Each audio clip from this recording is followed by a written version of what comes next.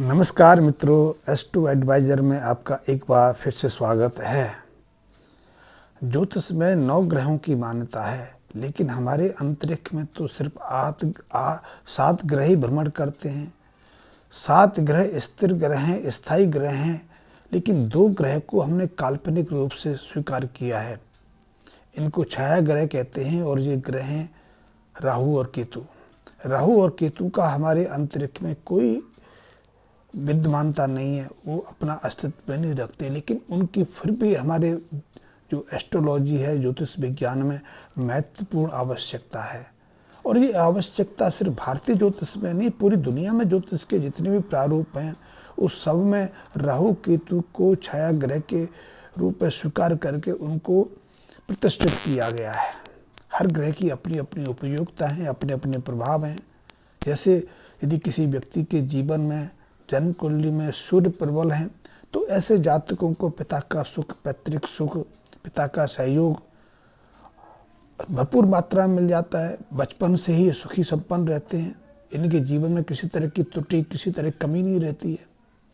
लेकिन सुख, भौतिकता, सौंदर्य का तो कारक शुक्र को माना गया है, इसलिए आज मैं बात करूंगा शुक्र की। यदि हमारी जन्म कुंडली में शुक्र शुभ प्रभाव में है, प्रबल हैं, किसी भी पापी ग्रह का उनके ऊपर प्रभाव नहीं है, तो ऐसे शुक्र हमें सुख संपदा, भौतिक जो सुख साधन है सहजता से उपलब्ध करा देते हैं। शुक्र हमको सौंदर्य भी प्रदान करते हैं। शुक्र से हम विवाह ग्रस्त जीवन को भी देखते हैं, क्योंकि शुक्र पत्नी के कारक भी हैं, ग्रस्त जीवन के कारक भी हैं। यदि शुक्र हमारी जन्म कुंडली में शुभ हैं तो ग्रस्त जीवन सहजता से भरपूर सौंदर्य के साथ हमें सहजता से मिल जाता है। वैवाहिक कार्य में किसी तरह की परेशानी नहीं आती, वैवाहिक कार्य सुगमतापूर्वक संपन्न ही नहीं हो जाता, बल्कि हमें जीवन साथी का पूरा सहयोग मिलता है। जीवन साथी के साथ में निजी जो सुख हैं वो भी हमें सहजता से उपलब्ध हो जाते हैं। लेकिन जब यही शुक्र अशुभ भाव में पड़ जाए, अशुभ ग्रहों की गिरफ्त में आ जाए, या फिर ये शुक्र पापी ग्रहों के साथ बैठ जाए, तो हमारे जीवन में दुख संताप भरने में भी पीछे नहीं रहते, हमारा सौंदर्य को बिगाड़ देते हैं, हमारी गृहस्थी में विघ्न बाधाएं खड़ी करते रहते हैं, जीवन साथी के साथ हमारी बिगड़ जाती है।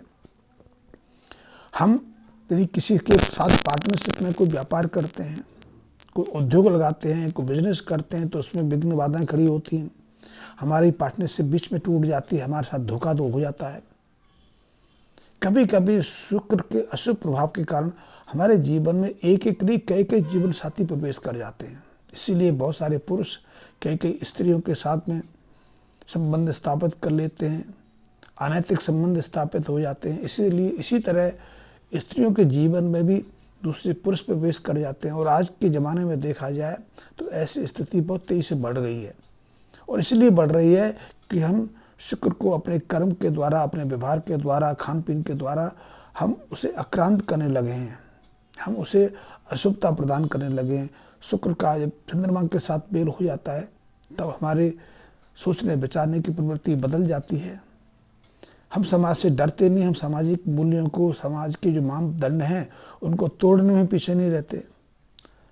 मंगल के कारण हमारे जीवन में आक्रांता का भाव आ जाता है, हम स्वतंत्रचारी हो जाते हैं, हम किसी की मान्यता को, किसी रीति रिवाज में ज़्यादा भरोसा नहीं करते। इसीलिए तो आज पूरी दुनिया में, भारत पश्चिमी जगत में तो सदियों से परंपरा रही है लिव इन रिलेशन की, रखेल रखने की, पराई स्त्रियों के साथ रहने की, बिना विवाह के साथ बच्चे पैदा करने की। लेकिन अब यही परंपरा हमारे देश में भी, हमारे समाज में भी बहुत तेज़ी से फैलती जा रही है। और आज देखने में आ रहा है कि हमारा एक यूथ वर्ग बहुत तेज़ी से लिव इन रिलेशन में रहना शुरू कर दिया है। वैवाहिक कार्य होते नहीं हैं, वैवाहिक कार्यों में इतना विलम्ब हो जाता है कि 40 साल की उम्र निकल जाती है। तो ऐसे में व्यक्ति अपनी काम इच्छा को कैसे दबाए, तो उन्होंने एक रास्ता चुन लिया। हम इसको पश्चिमी प्रभाव कहते हैं, लेकिन यथार्थ पश्चिमी प्रभाव से नहीं, हमारी शारीरिक आवश्यकता के, और इसके पीछे भी शुक्र ही प्रमुख कारण है। देखा गया है कि यह शुक्र 6वें, 8वें या 12वें स्थान पर किसी प्रतिकूल, किसी पापी ग्रह के साथ में होते हैं तो कारण वो अपना अशुभ प्रभाव देने लगते हैं। लेकिन यही शुक्र जब हमारी जन्म कुंडली के 4थे, 5वें या किसी और भाव में स्थापित होते हैं तो और प्रभाव देते हैं।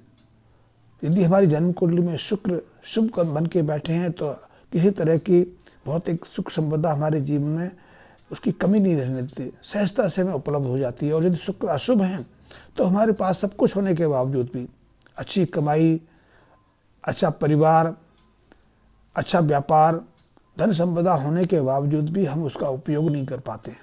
बहुत लोगों को देखा होगा वो कंजूस हो जाते हैं, तो कंजूस होने के पीछे भी शुक्र का ही प्रमुख हाथ रहता है। या फिर बहुत लोग ऐसे होते हैं जिनकी घर में खाने पीने की कोई कमी नहीं रहती, वो दूसरों को तो होटल्स तक भी घुमा देते हैं, वो लंगर भंडारे चलाते हैं, लेकिन स्वयं उनमें इतनी क्षमता नहीं होती है कि वो भरपेट 2 बार वक्त भी खा पाएं। इसके पीछे भी शुक्र की अशुभता का कारण रहता है। लाल किताब में कहा गया है कि यदि शुक्र हमारे चौथे भाव में, चौथे घर में विराजमान है, तो क्योंकि चौथा घर चंद्रमा का है, चंद्रमा भी स्त्री कारक है, शुक्र स्वयं स्त्री कारक है, और जब 2 स्त्री कारक ग्रह एक घर में बैठ जाएं तो ऐसे जातक के जीवन में अकारण 2 स्त्रियों का संयोगी बन जाता है। ये लाल किताब कहती है। चंद्रमा के साथ में शुक्र की शत्रुता है, और जब शत्रु के घर में शुक्र विराजमान होते हैं तो अकारण उनका मन कुछ भ्रमित हो जाता है। वो क्या करेंगे ये समझना हमारे लिए मुश्किल हो जाता है। लेकिन चौथे जो स्थान का शुक्र है हमें घर, दुकान, मकान सब सहजता से उपलब्ध करा देता है। ऐसे जातकों के जीवन में कार, वाहन सुख भी बचपन से उपलब्ध हो जाता है। बहुत आपने देखा होगा कि बहुत लोगों को जन्म के शुरुआत से ही वाहन की उपलब्ध सहजता से उपलब्ध हो जाती है। कई लोगों को पूरा जीवन एक स्कूटर, एक साइकिल खरीदने में लग जाता है, लेकिन कई लोगों के जीवन में तो ऐसे वैभवता जन्म से पहले ही उपलब्ध रहती है। उनका जन्म भी कार ऐसी चीज़ों में रहता है। राजनीतिक अधिकार किसी को प्रदान करना, राजनीतिक मान्यता प्रदान करना, राजनीतिक स्तर तक ले जाना, इसके पीछे भी शुक्र का हाथ रहता है। वैसे केतु यदि हमारी जन्म कुंडली में अच्छी स्थिति में है, केतु का प्रभाव अच्छा है, तो हमें राजनीतिक में सहजता सफलताएं मिल जाती हैं। लेकिन राजनीतिक जीवन में स्थिरता, राजनीतिक जीवन में हमारी जो क्षमता है उसका पूरा दोहन तब तक नहीं हो पाता जब तक कि हमारी जन्म कुंडली में शुक्र अच्छे भाव में ना हो।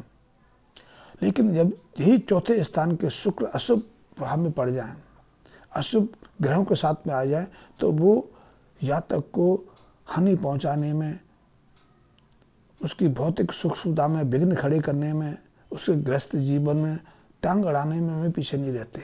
इस बात को हमें सदैव दिमाग में रखना चाहिए। लाल किताब कहती है कि यदि चौथे स्थान में शुक्र विराजमान है और यदि हमारी स्त्री, हमारी पत्नी का स्वास्थ्य ठीक नहीं रहता, उसकी मनोदशा ठीक नहीं रहती, वो बात बात पर टोकती है, बात बात पर लड़ने झगड़ने को उतारू हो जाती है, या बीमार रहती है, तो या फिर हमारे घर में आय के स्रोत रुक गए हैं, भौतिक सुख साधनों में विघ्न आ रहा है, तो ऐसे जातक को अपनी पत्नी के साथ दूसरा विवाह करना चाहिए। दूसरे विवाह का अर्थ ये नहीं कि आप पहली बार घटना को पूरी तरह से दोहराएं।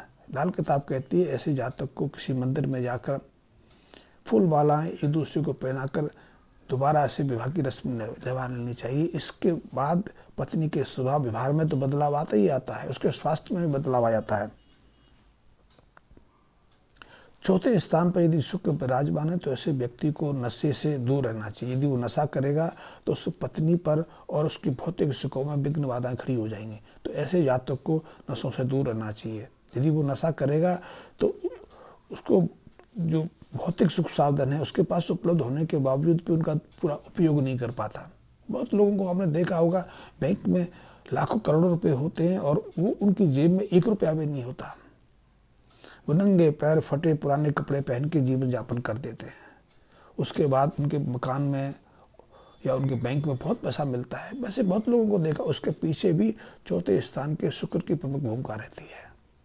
तो ऐसे जातक जो कमाते तो ठीक है, जिनके पास सब तरह के भौतिक सुख साधन है, यदि वो दूसरे स्थान पर शुक्र हैं तो ऐसे में यदि वो नशे की तरफ जाएंगे तो उनका जीवन दुखों से बढ़ता चला जाएगा, उनके जीवन से भौतिक सुख साधन गायब होते चले जाएंगे। चौथे स्थान पर यदि आपकी जन्म कुंडली में शुक्र विराजमान है तो ऐसे जातकों को कुएं में, यदि इस प्रयोग को तो हम एक बार 43 दिन के लिए कभी भी कर सकते हैं, उसके बाद जब भी हमारा जन्मदिन आवे तो जन्मदिन के आसपास इस प्रयोग को करना बहुत हमारे लिए महत्वपूर्ण है। इसके लिए जिस कुएं में पानी हो तो उस कुएं पर आप स्नान करें, उस कुएं स्नान करने के बाद उस कुएं में थोड़ा सा दूध डालें और थोड़ा सा चावल डाल दें। ये प्रयोग आपको 43 दिन लगातार करना है। इसके साथ में आप नियमित रूप से 43 दिन तक केसर का तिलक अपने माथे पर, अपने नाभि पर और अपने जीभ पर लगाएं। इन उपायों को करने से यदि आपके जीवन में भौतिक सुख जो संपन्नता है उसमें एक रुकावट आ गई है, शुक्र अशुभ प्रभाव देने लगे हैं, तो शुक्र के अशुभ प्रभाव को शुभ प्रभाव में बदलने के लिए, भौतिक सुख संपदाओं को आमंत्रित करने के लिए लाल किताब संबंधी इन उपायों को कर सकते हैं। लाल किताब बहुत विस्तृत है, मैं ज़्यादा चर्चा उस पर नहीं करता। मैंने तो आज शुक्र की थोड़ी सी चर्चा आपसे, थोड़ा सा परिचय आपसे किया है। यदि आप लाल किताब में या एस्ट्रोलॉजी में भरोसा करते हैं, विश्वास करते हैं, रुचि लेते हैं, आपके जीवन में किसी तरह की परेशानी है तो आप मेरे चैनल से जुड़े रह सकते हैं। आपकी कोई समस्या है तो इस संबंध में मेरे से सीधा पत्र व्यवहार कर सकते हैं, सीधा संपर्क स्थापित कर सकते हैं। मेरे व्हाट्सएप पर मैसेज देकर भी आपकी समस्या का समाधान मुझसे ले सकते हैं। धन्यवाद मित्रों।